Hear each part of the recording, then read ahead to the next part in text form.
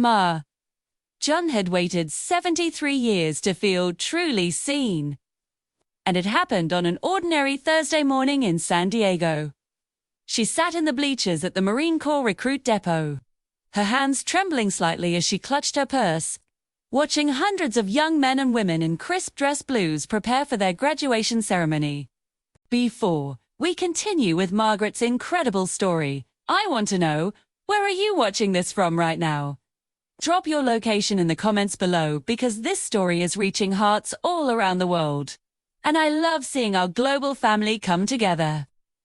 And if this story touches your heart, stay until the very end because what happens next will leave you speechless. Somewhere in that sea of uniforms was her grandson, David, the boy she'd raised after her daughter passed away when he was just 6 years old. Today, he would become a Marine, and nothing could have kept her away. The California sun beat down mercilessly, and Margaret removed her cardigan, draping it carefully across her lap. The short-sleeved floral dress she wore beneath revealed her thin, aged, spotted arms, but also something else, something she rarely showed in public.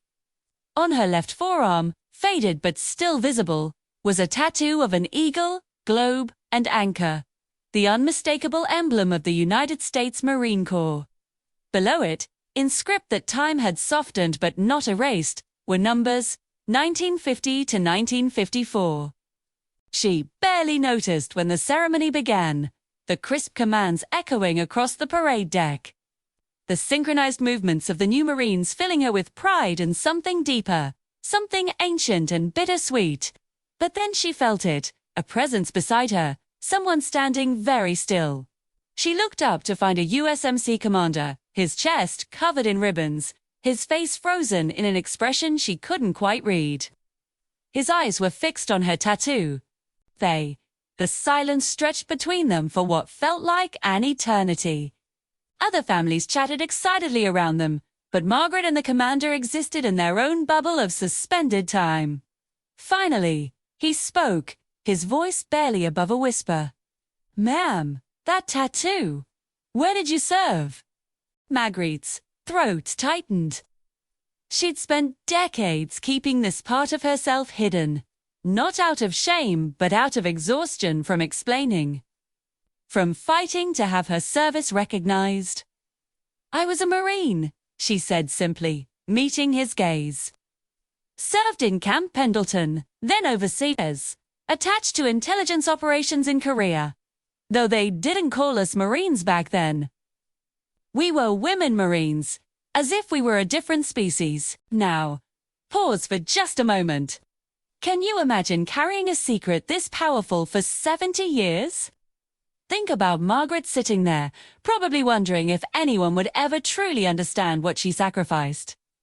If you're feeling the weight of this moment, hit that like button right now, because what happens next is absolutely incredible. 2. The commander's jaw worked, emotions playing across his weathered face. He lowered himself onto the bench beside her without asking permission, his formal bearing momentarily forgotten. "My grandmother served too," he said quietly. "She never got to march in a ceremony like this, never got veterans benefits, never got to be called what she was." His voice cracked slightly. "She died 10 years ago, still angry that her country had forgotten her." Margaret felt tears prick her eyes. She knew that anger intimately. She'd fought through it, around it, tried to make peace with it. When women Marines were officially recognized and their service finally acknowledged decades after the fact, she'd felt vindicated but also cheated of all those years when she'd been invisible. "What was her name?" Margaret asked. "Rose Martinez, Staff Sergeant. Though they discharged her as soon as the war ended. Like they discharged all of you. Like you weren't needed anymore."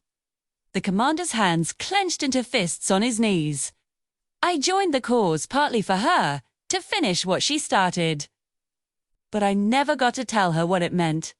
What she meant." Margaret reached out, her wrinkled hand covering his. The simple gesture seemed to break something open in both of them. Around them, the graduation ceremony continued, but they sat together. Two people connected by invisible threads of sacrifice and service. Of women who'd given everything and asked for nothing. Who'd been erased from history and yet persisted. "Tell me about your grandson," the commander said finally, composing himself. Marguerite smiled, the first genuine smile that had crossed her face since he'd approached. "David's tough, smart, loyal. He knows about my service. I told him everything, made sure he understood that being a Marine means more than just the uniform. It means carrying the honor of everyone who came before." The commander nodded slowly, then did something unexpected. He stood, came to attention, and saluted her. A crisp, perfect salute, held with absolute conviction. Around them, other Marines noticed, and one by one, they too came to attention. The ripple effect spread across the stands until dozens of Marines, young and old, were saluting this elderly woman with the faded tattoo. Margaret rose shakily to her feet, tears streaming down her face now, and returned the salute. 73 years of invisibility evaporated in that moment. She wasn't forgotten. She had never been forgotten, not by the people who truly mattered. As the ceremony concluded and David found her in the crowd, the commander was still there. He shook David's hand firmly and said, "Your grandmother is a true Marine. Honor her service every day you wear that uniform." David looked at his grandmother, seeing her perhaps for the first time not just as the woman who'd raised him, but as a warrior, a pioneer, a hero who'd been waiting a lifetime to be recognized.